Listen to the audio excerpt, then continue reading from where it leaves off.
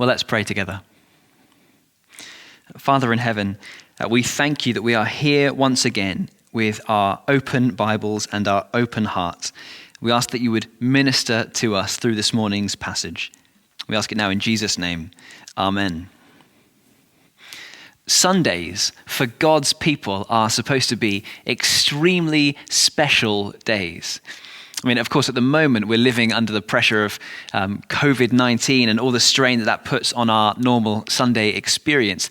But under normal circumstances, Sundays are the day when we draw aside from the busyness of everyday life. Sundays are the day when we meet together, when we encourage each other, when we pray for each other. Sundays are the day when we sing together. Wouldn't we love to sing together? Sundays are the day when we sing together and lift up our hearts and our voices in the worship of God. Sundays are when we pour out our hearts in prayer before God. Sundays are when we enjoy that extraordinary privilege together of being able to fill our minds with the Word of God, being able to fill our eyes with a vision of who Jesus is and what he has done and why that matters for our lives. If you like, here's how you could think of it. Sundays are our mountaintop experience. You remember that from last week? The disciples were on the mountaintop, and just for a moment, they were granted a glimpse of the glory of God. And it didn't last forever, and it didn't solve all their problems, but they just got a big vision of the magnitude and the majesty of the God that they love and serve. It fueled them, it enabled them to walk confidently through the hardships of their lives. On that mountain, they were able to see not just Jesus' beauty, but more importantly, his divinity. He is not like any earthly leader. He is not a mere mortal. Jesus is God. He is the one that all the law and the prophets were telling about. He is the one we've all been waiting for. Sundays are our mountaintop experience. But the problem with Sundays, as of course you know, is that Monday is just around the corner. Eventually, we've got to come down off the mountaintop. And so hear this, the only way that we will be able to endure through the hardships that life throws at us is to remember at the bottom what we saw at the top. To remember in the grief what we knew was true in the glory. Jesus is God. Jesus is King. It is worth following him. And so that is what the disciples are doing now, following Jesus down the mountain, literally, and they are walking straight into a scene of extraordinary suffering. Listen to this. Here's what's going on from verse 14. When they came to the other disciples, they saw a large crowd around them and the teachers of the law arguing with them. As soon as all the people saw Jesus, they were overwhelmed with wonder and ran to greet him. So Jesus walks down this mountain and walks straight into an argument. The argument is between the 9 disciples, the ones who didn't go up the mountain, and the teachers of the law. Now, we should hardly be surprised to see the teachers of the law here at this scene. For the last months, the last few years, in fact, they've been hounding Jesus and hunting Jesus, hoping to trap him in his own words, hoping to see him slip and say something that they will be able to discredit him with or destroy him with. And so, of course, anywhere that Jesus and his disciples go, you are likely to find the religious leaders following. They are not far away. As the story unfolds, we're told that a father has brought his demon-possessed son to see Jesus. As Jesus could not be found, as Jesus was up the mountain, he settled for the 9. He said, "Can you heal my boy?" And evidently they tried but failed. They were unsuccessful. Well, you can imagine the delight of these religious leaders, the teachers of the law. They may have said, and they certainly would have believed, this proves that the disciples are frauds, right? If you really did worship God, if you really were his followers, if he were really on your side, you'd have been able to heal the boy. Well, this proves it, doesn't it? This settles it. The disciples, in their humiliation and their confusion, it seems they are more than happy for a good old-fashioned argument, and the whole thing is escalating, just getting out of hand, when at that moment, Jesus shows up. Thank goodness. Jesus is here. This is the one that everyone wants to see. He is the hero of the story. He's the one that the crowds have flocked to and followed for the last 3 years. With all due respect to the other 9, nobody woke up that morning hoping to spend time with Thaddeus or Bartholomew. They want to get time with Jesus. He is the spiritual superstar celebrity, isn't he? Listen to this response, verse 15. As soon as the people saw Jesus, they were overwhelmed with wonder and they ran to greet him. What are you arguing about? Jesus asked them. It's not exactly clear who he's asking here, is it? And nobody seems eager to reply. Notice that the response he gets back comes from neither of the two sides of this argument. And instead, the response comes back from the man with the demon-possessed son, and even he doesn't answer the question about the argument. Jesus says, "What are you arguing with them about?" And before anyone can say, "Oh, we're just debating your authority. Oh, we're just questioning your divinity," the man says, "Jesus, help me. I need you. I came looking for you. Can you heal my boy?" You've got to admire his desperation, his desire to get his son to Jesus and not be sidetracked by all the debate and discussion that has erupted around him in the last few minutes. There is something to be said for that kind of no-nonsense, Jesus, I need you attitude.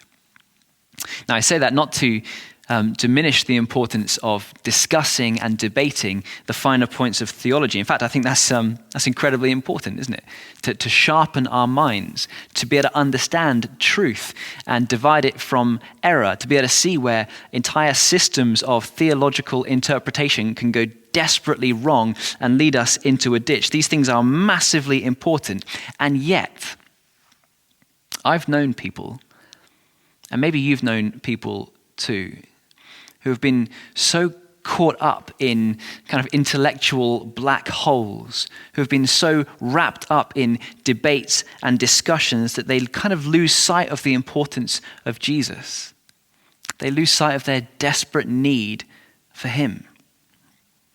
I know people who have talked themselves out of faith through endless, unnecessary, unhelpful discussion and debate. Jesus says, "What are you arguing about?" Thank goodness for the man who says, "Jesus, I need you. I'm desperate for you. Jesus, can you help me?" His overwhelming understanding is that he needs Jesus. And he's right. He does. Now listen to this description from the desperate dad. He says, verse 17, "Teacher, I brought you my son, who is possessed by a spirit that has robbed him of speech. Whenever it seizes him, it throws him to the ground. He foams at the mouth, gnashes his teeth, and becomes rigid. I asked your disciples to drive the spirit out, but they could not." Talking of endless discussion and debate, many people who read accounts like this of demon possession believe that it is nothing more than a first century understanding of a disability. Clearly, they haven't read the Bible or haven't read it very clearly. They believe that there is no such thing as demon possession. And now that we have a better, more medical, more scientific understanding of the world, we are just recognizing that the Bible calls this demon possession because it looks very alarming, but we would call this perhaps epilepsy or something similar. They couldn't possibly understand this disability, so they call it demon possession. But us, well, we're so much wiser. We know so much more. And of course, that kind of conclusion is almost always arrived at because of an unbelieving heart to begin with, right? The assumption is first, there is no demon possession because the natural world is all that there is. And so what other explanation can we provide for these dramatic symptoms? I actually got a stopwatch out to time how long it would take. And if you carry on reading through the passage for exactly 27 seconds, you will find that this is no mere disability. Verse 22 tells us that as well as causing the boy to collapse and foam at the mouth, this demon had often thrown him into fire or water to kill him. Clearly, this is a supernatural, satanic suffering going on here. The Bible always maintains these two categories for disability and demon-possessed, and they are not the same thing at all. We've seen even in Mark's Gospel, right back at the beginning of our studies in the book. Mark chapter 1, verse 34. Jesus healed many who had various diseases. He also drove out demons. So to dismiss demon possession as being just a primitive understanding of disability is foolish. And the thing that leads someone to a conclusion like that is exactly the same thing that troubles Jesus in the passage we just read. It is a lack of belief, a lack of faith, a lack of trust in the God who made us and has spoken to us through his word. Have you ever noticed that, by the way? That almost always it is just a lack of belief that causes us to get wrapped up in endless discussion and debate rather than simply accepting by faith what God has clearly said. In this passage, Jesus looks around at the crowd and he calls them an unbelieving generation. What do you think he would call us? Almost certainly exactly the same thing, I'm sure. Our generation dresses up unbelief with all kinds of intellectual disguises, but I'm sure at the core it is exactly the same thing. We arrive at our conclusions without looking at the evidence because just like these religious leaders, we start with a heart of unbelief. So this boy is truly demon-possessed, and that is extraordinarily miserable. Not just for him, in fact, but his whole family and for his father here in particular. The demon causes these terrifying thrashing fits where the boy foams at the mouth, gnashes his teeth, and worst of all is thrown into fire or water. Now, you probably don't heat your house with an open fire, but this man probably did. And you probably don't cook your meals over an open fire, but this man probably did. The fact is that the world this little boy lives in is extraordinarily dangerous for him. There are opportunities for this demon to cause destruction and despair almost around every corner. I mean, can you imagine being this poor father? Can you imagine the weight, the pressure of anxiety you are living with, always on edge, always afraid, eyes always scanning the environment, taking note of where things might go horribly wrong if this demon is to rear its ugly head, assert control, and seek to destroy his dear boy. Can you imagine living with that fear and anxiety every day? Seeing your son suffer like that and being trapped on the outside, as it were, just completely unable to rescue him from it at all. That, of course, is its own kind of psychological suffering. That helplessness and having to watch someone you love suffer like that. This poor dad, hey? This poor little boy. This is why the father says in verse 22, if you can do anything, take pity on. Do you see it? If you can do anything, take pity on us. Help us. Not help him, save him. There is more to it than that. Do you see? Our whole family is affected by this. We are all suffering here. Can you help us? Now, what do you make of Jesus' response? I mean, why doesn't he just say, yeah, of course I'll help you. Of course I'll heal your little boy. Boom, done. Go in peace. Why doesn't he do that? Well, he's trying to help this man see that he is not a magician. He's not a mere miracle worker. He is, in fact, the Messiah. It is incredibly important that the man see this. He's trying to help this man and everybody who is watching, us included, watching 2,000 years later, he's trying to help us believe. He's trying to stoke the fire of faith that is within us. And that really is the theme of this passage. Jesus brings it up himself twice, verse 19 and now again in verse 23. We're going to spend the remainder of our time thinking explicitly about belief, or to make it more personal, you might say trust. Trust in Jesus. You will know this, of course, because you're a person and you're in a network of other people, friends and family and neighbors and work colleagues. But every relationship you have is built on some level on the foundation of trust. If you can't trust someone, if you know you can't trust them, your relationship with them is at best strained and more likely severed entirely. On the other hand, on the other end of the stick, if you get the impression that somebody does not trust you, that's painful, isn't it? Especially if you think you've done nothing to lose their trust in you.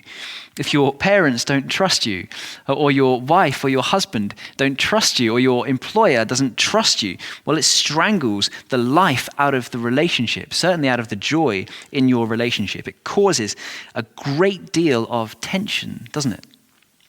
You're always second-guessing a look that someone gave you.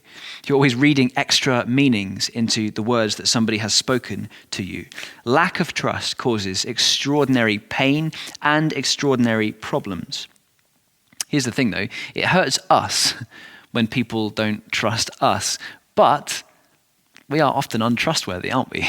That's the truth of the matter. We are deceitful. We are deceptive. We will let people down routinely. We'll say one thing and we'll do another, and we'll even have the audacity to justify why we didn't do it. We're actually not that worthy of trust, are we? And yet it still wounds us when people don't trust us. Well, how wounding is it for Jesus, someone who is worthy of trust, someone who loves these people, who has left glory for these people, who will die for the sake of these people, a man who has done nothing but good for these people, who has taught them and healed them and prayed for them and loved them with an extraordinary, extravagant love. And everywhere he turns, he sees mistrust, suspicion, doubt in the eyes of his people. When Jesus says, "You unbelieving generation, how long shall I stay with you? How long shall I put up with you?" I guess we often read those words as though Jesus is angry or hostile.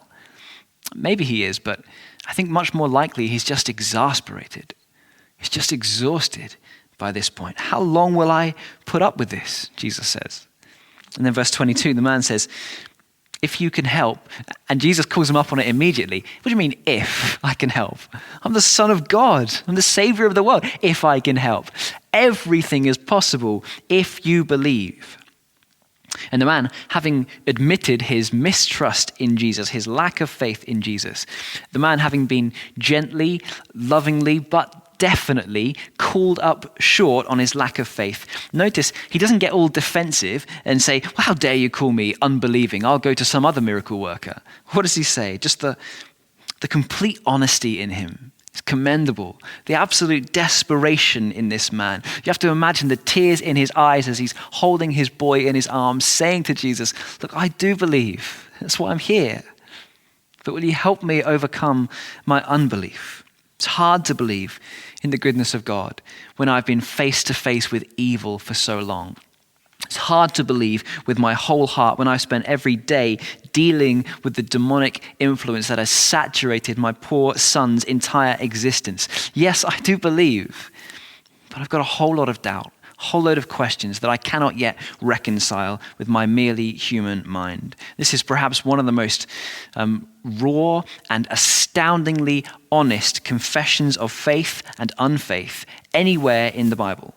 This man understands that Jesus is worthy of belief. He recognizes that he is lacking belief. And so notice this, where does he go to make up the difference? Back to Jesus. And he asks him, "Jesus, will you help me overcome my unbelief? I do believe. Can you help me overcome my unbelief?" What an amazing thing to say. Thank God for his honesty, because now we can be honest. Thank God for his humility, because now we know what it looks like. This is a man who has belief, yes, but unbelief as well. And get this, Jesus accepts him. Why? That's the question. Why? I think belief and faith and trust, these are things that we perhaps misunderstand. And I think misunderstanding these things can be devastating, incredibly dangerous. Faith is not the absence of doubt. Faith is the simple presence of trust in Jesus. You don't become a Christian when you have no doubts remaining, no questions left unanswered. You become a Christian when you trust Jesus just enough to call out to him and ask him to save you. In the words of John MacArthur, God is not expecting perfect faith from imperfect people. He's worthy of it, don't get me wrong, he's worthy of perfect faith, but he's not expecting it. For that matter, he's also worthy of you living a sinless life, but he's not expecting it from you. He knows that this side of glory, you won't manage it.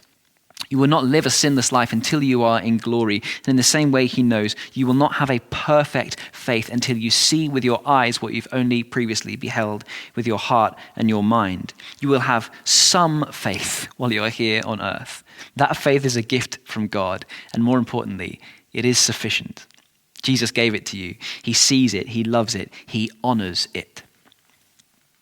Sometimes I like to imagine the Israelites walking through the Red Sea as they were escaping from Egypt. Imagine the parted waters on either side of this company of people. We read that it was like walls of water piled up on top of itself. Now picture the Israelites walking through. Okay, 2 million or so, let's say, walking through these walls of water. Some you can imagine marching confidently, despite the roar of the waters either side of them, despite the enemy at their backs, despite the fact that they are walking to a fairly unknown future, thinking to themselves all the while, how could I ever doubt God again? I have seen his hand at work. How is this water stacking up on top of itself? If it were not for the goodness and the grace and the power of God on our behalf, I have never felt more confident in my faith than I do right now. And you can imagine others, lots of others, I'm sure, looking down at the floor, barely daring to lift their eyes to look at the water either side of them, cringing with fear at the sound of the towering, rushing waters on either side of them, feeling certain that at any second it's all going to come crashing down. I'm going to die, I'm going to die, I'm going to die, I'm going to die. You can imagine it, can't you? But they didn't die. They were saved. They were rescued. They walked through. Why did they walk? Because they had faith. They may not have had much, but they had enough to walk. Faith always reveals itself in actions. We read about that in James chapter 2. And so they may not have had much faith, but they certainly had some faith, and that some was sufficient. It was enough. It saw them through. Or even earlier in the Exodus story, the people of God get the message from Moses that the angel of the Lord is going to sweep through the land of Egypt. He is going to bring judgment in the form of death for the firstborn son of each household. But God in his goodness provides a way out, a way of rescue from his righteous judgment falling on every family. You may kill a lamb. It will die in your place. And you must paint its blood over the doorposts of your house. And the angel of death will see the blood and it will pass over you. Imagine two neighbors, two Israelite fathers, if you like. They both hear and they both believe the impending threat of the angel of the Lord that is coming to bring judgment. And so they both paint the doorposts of their houses. One father finishes the job, does the washing up, puts the kids to bed, and when the sun sets, climbs into bed himself. And he wakes up the next morning feeling wonderfully refreshed and full of gratitude to God. The other, well, he's filled with anxiety. He paints the doorposts twice just to make sure. He doesn't sleep a wink. All night long, he's tossing and turning. He's racked with anxiety. When he simply cannot stand it anymore, he gets out of bed every 15 minutes or so, creeps into his son's room and listens to the sound of him breathing, and then with relief climbs back into bed until he can bear it no more once again. And he stays like that the entire night until the sun rises. One person's faith is riddled with fear. The other person's faith stands firm, but both were saved. Why? Because neither of them are saved by the strength of their faith. They are saved by the object of their faith. They trusted in the blood of the Lamb, didn't they? And God honored his promise. He always does. We are not saved by the strength of our faith. We are saved by the object of our faith. The man standing in front of Jesus here, he is understandably an absolute cocktail of emotions. He's got fear, he's got anxiety, he's got questions, he's got doubts. But what else has he got? Faith. He believes in Jesus, enough for him to bring the boy to him and ask Jesus for healing. Jesus says, someone with faith the size of a mustard seed could say to a mountain, move from here to there, and God would listen to them. Why? Well, not because of the strength of their faith. There almost is none. But because of the object of their faith, because of who their faith is in. This man has a tiny bit of faith, perhaps, a mustard seed-sized amount, but his faith is in exactly the right person. Jesus does not tell him, go away and come back when you have no doubts. Go away when you come back, you must be completely secure. The question is not, does he have doubts? The question is, does he have faith? And the answer is yes. How do you know he has faith? Because he's there, isn't he? Faith always reveals itself in action. He was willing to take his son to Jesus and ask. That is the action. And we know that the engine behind that action is faith. Jesus sees it and honors it, heals the boy, and receives glory for it. Listen to verse 25. He rebuked the impure spirit. You deaf and mute spirit, he said, I command you, come out of him and never enter him again. The spirit shrieked, convulsed him violently, and came out. The boy looked so much like a corpse that many said, he's dead. But Jesus took him by the hand, lifted him to his feet, and he stood up. It's just so stunningly dramatic, isn't it? I want to weep with joy for that father, receiving his little boy, holding him in his arms, the boy healed, freed, perhaps for the first time in many, many years. God is good. The final little section of our passage, it sounds like a discussion about results, but it is actually a discussion about belief, disguised as a discussion about results. Listen to this, verse 28. After Jesus had gone indoors, his disciples asked him privately, why couldn't we drive it out? This is just a wonderfully revealing question, actually. Jesus replied, this kind can only come out by prayer. Now just think about that for a moment. What is Jesus saying here? He wasn't there when the 9 tried to cast out this demon, but he knows what happened, or at least he knows what didn't happen. They didn't pray. Can you believe that? They didn't pray. Would you believe it? Maybe they said some words. Maybe they laid some hands. Maybe they gave some commands. But it seems they did not pray and plead with God to do what only God can do. The point, in fact, is not that they were unable to do it this time. The point is that they cannot do it any time if they try and do it without the power of God. Jesus says in John 15, apart from me, you can do nothing. It seems they tried to do this apart from him, and they were able to do nothing. They did not pray.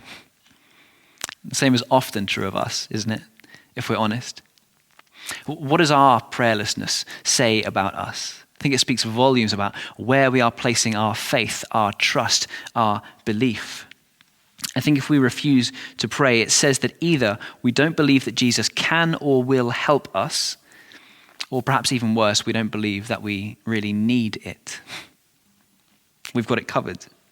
Thank you very much. I've got a big problem in my life. Well, you might come up with a million strategies and schemes and ways of apparently tackling this problem. But if you are a Christian, one of your first responses, if not your very first response, should be to pray. It is the most obvious, the most simple expression of belief in Jesus. And faith always reveals itself in actions. I feel compelled to say that almost certainly there is somebody watching this morning who has never actually prayed to God, never made an expression of faith in Jesus. Maybe you're watching this morning because you're curious. More likely you're watching this morning because somebody else in your household wants to watch. And I want to speak to you. I want to challenge you. If you have never prayed, if you have never come to Jesus, why not use this opportunity today to pray to him? To ask him to help you to overcome your unbelief in him. It might seem like a strange thing to ask people who are not Christians to try praying to Jesus. But let me say this, if there is no God, it cannot do you any harm at all to pray. But if there is a God, And if he's the kind of God that we've just met in this passage, a God who delights to do good to those who don't deserve it, a God who delights to listen to people calling out to him, it might just be that you ask him to open your eyes and help your unbelief, and he might answer it. He might cause you to see things spiritually that you've never seen before. Why don't you pray? And if you do, why don't you also take the courageous step of contacting someone in the church so that we can pray for you too? Most people watching this morning, and most people who will be in the room listening to this sermon on Sunday morning, will be a Christian. You're probably a Christian if you're watching this morning. And so we are reaching the end of the sermon and we're reaching the end of the service, which means, to use our earlier metaphor, we are coming down the mountain now. We are leaving that glorious vision of Jesus behind in the kind of rear view mirror, as it were, and we are stepping into a brand new week. And who knows what this week will hold for us? Certainly I don't know, and certainly you don't know. God knows only what it will hold. No doubt it will hold the pain and pressure of a world that has been plunged into a pandemic. No doubt you will encounter a society that is fractured in many ways by social restrictions, people who are divided in their opinions, and that's before we even get to the difficulties of your own life, the specific nature of your own circumstances. You are coming down now off the mountaintop, and you already know that you are going to walk into plenty of difficulties at the bottom of this mountain. How do you endure? Well, you must believe on Monday what you beheld on Sunday, and your belief will be revealed in your actions. And so this is what I'm praying for you, and this is what I hope you will be praying for yourself and for the wider church family as well, that God will make us a prayerful people this week in particular, as we learn to and strive to depend more on him than we do on ourselves. We'll start by praying now, but let's commit ourselves to the practice of prayer as the most simple, basic expression of the faith we have in Jesus, trusting as we pray that we will be heard, not because of our powerful prayers or our amazing faith, but because of our amazing God. Let's pray together now. Lord Jesus, we say, along with the man in our passage, we do believe, but will you help our unbelief? We want to know you better, and we want to trust you more, and we want greater assurance and a deeper confidence in you. Lord, will you help us to flee from our natural sinful desire to fix our problems and live our lives without reference to you? Instead, will you make us better at running to you in prayer and weakness and asking for your grace? Help us this week, for your name's sake. Amen.